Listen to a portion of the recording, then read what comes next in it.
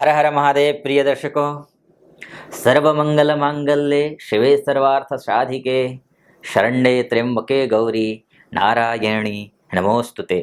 शारदीय नवरात्रों की आप सभी को हार्दिक मंगलमय शुभकामना। साथ ही शुभम करोति कल्याणम आरोग्यम धन संपदा शत्रु बुद्धि विनाशाय दीप ज्योतिर नमोस्तुते।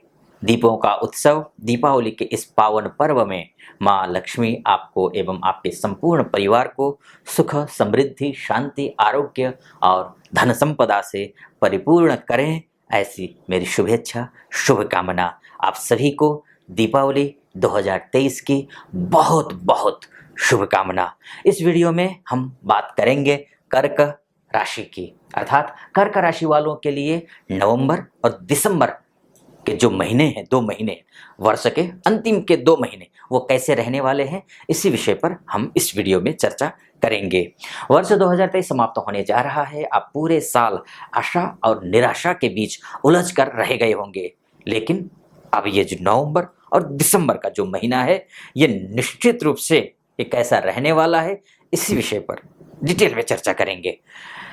नवंबर में दिवाली भी है, निश्चित रूप से आपको चिंता सता रही होगी, लेकिन आपकी राशि के अनुसार नवंबर और दिसंबर का जो महीना है वो चिंता से नहीं बल्कि खुशियों से झोली भर देने वाला होगा।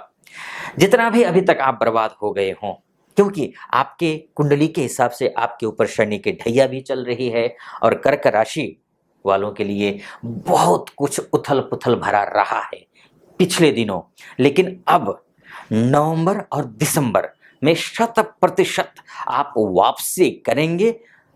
मैं भरोसे से कह रहा हूं, आपको ऐसा समय परिवर्तन होने वाला है जिससे आपकी जिंदगी खिल उठेगी, खिल उठेगा आपका संसार और खिल उठेगा आपका परिवार।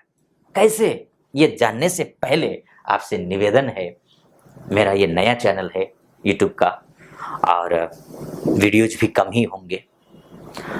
आपके सहयोग की अपेक्षा है। वीडियो अच्छा लगे तो चैनल को सब्सक्राइब कर दीजिएगा, वीडियो को लाइक कर दीजिएगा, कमेंट बॉक्स में जाकर हर हर महादेव जरूर लिख दीजिएगा। फिलहाल शुरू करते हैं, विषय पर प्रवेश करते हैं। कर्क राशि, जिस पर शनि की ढैया चल रही है, परेशानियों से भरा हुआ समय रहा है, लेकिन अब आपका जो भाग्येश है, गुरु महाराज हैं, गुरु महाराज राहु से अलग हो गए हैं।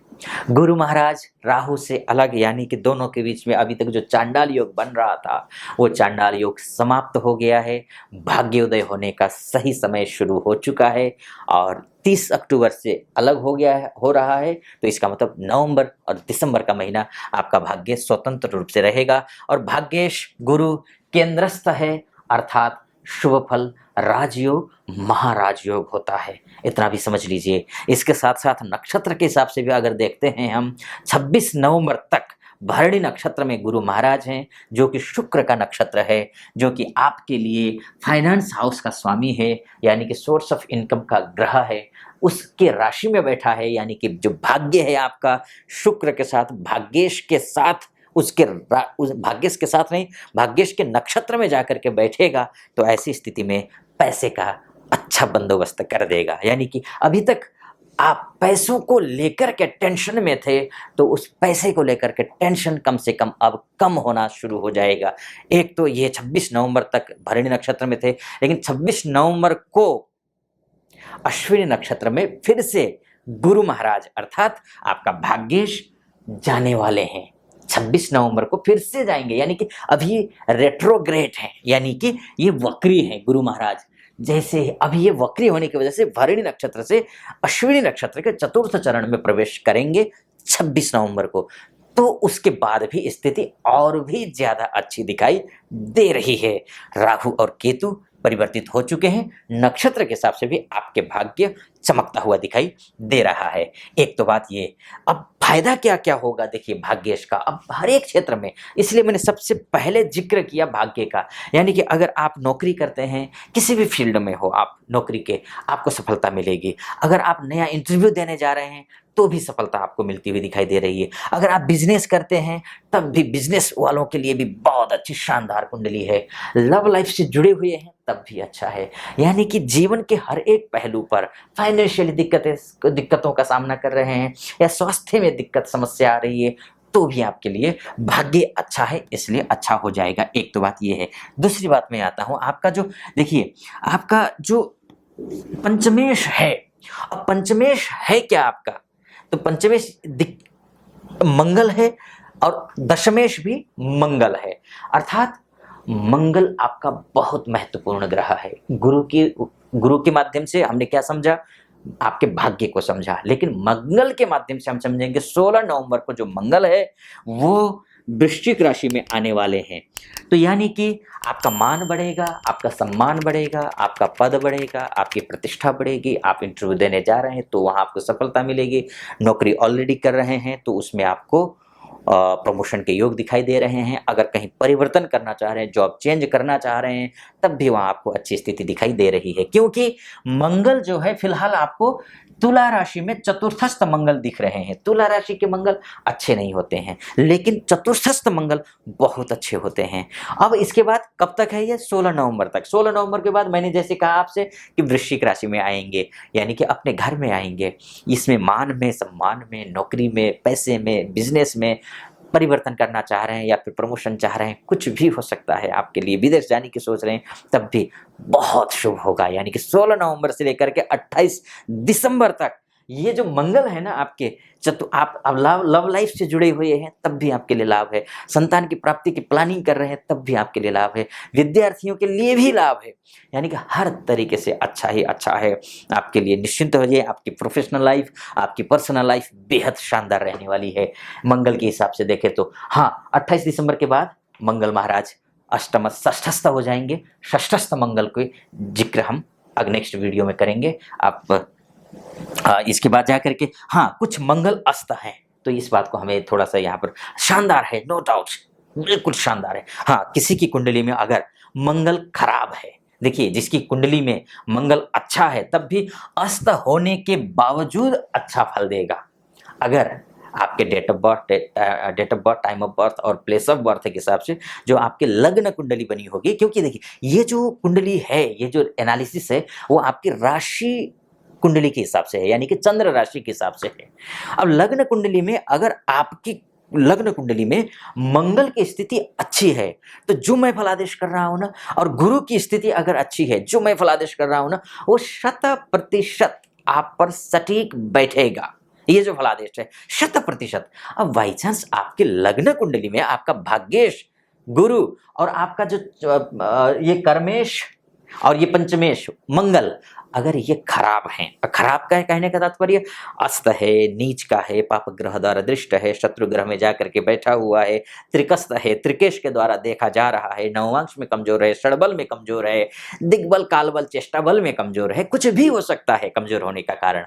अगर ऐसी स्थिति में है तो निश्चित रूप से आपके लिए जो मैं फलादेश कर रहा हूं 100% सटीक नहीं बैठेगा। रीजन क्या है कि देखिए आपकी हिसाब से राशि है, 1 सेकंड या 2 सेकंड या 5 सेकंड 10 सेकंड के हिसाब से भी कुंडलियां पूरी अगर जन्म अगर सेकंड भर के भी आगे पीछे जन्म होता है ना, पूरी कुंडली बदल जाती है, पूरा भाग्य बदल जाता है।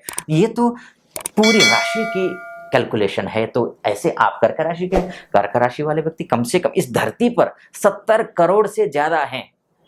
8 अरब लोगों की धरती है, उसमें से 70 करोड़ से भी ज्यादा कर्क राशि वाले हैं। सबके साथ एक ही घटना घटेगी क्या? नहीं, सबके साथ अलग होगी। जन्म के आधार पर डिपेंड करता है। अगर आप चाहते हैं कि आपकी कुंडली में गुरु कैसा है या फिर आपकी कुंडली की सेहत कैसी है, ये पूरी तरीके से जानकारी लेना चाहते हैं तो या तो आप अपने आसपास के किसी ज्योतिष आचार्य जी से, योग्य ज्योतिष आचार्य से विचार विमर्श कर लीजिए, या फिर हमारे नीचे नंबर दिया होगा मुझसे बात करने के लिए, हमारे प्रतिनिधि से बात कर लीजिए। उनसे बात करके मुझसे बात करने के लिए आप अपॉइंटमेंट ले सकते हैं और बात कर सकते हैं, मेरे से अपनी कुंडली का विश्लेषण करवा सकते हैं। फिलहाल इस वीडियो को मैं भाग्येश की बात हो गई, मंगल का अस्त है।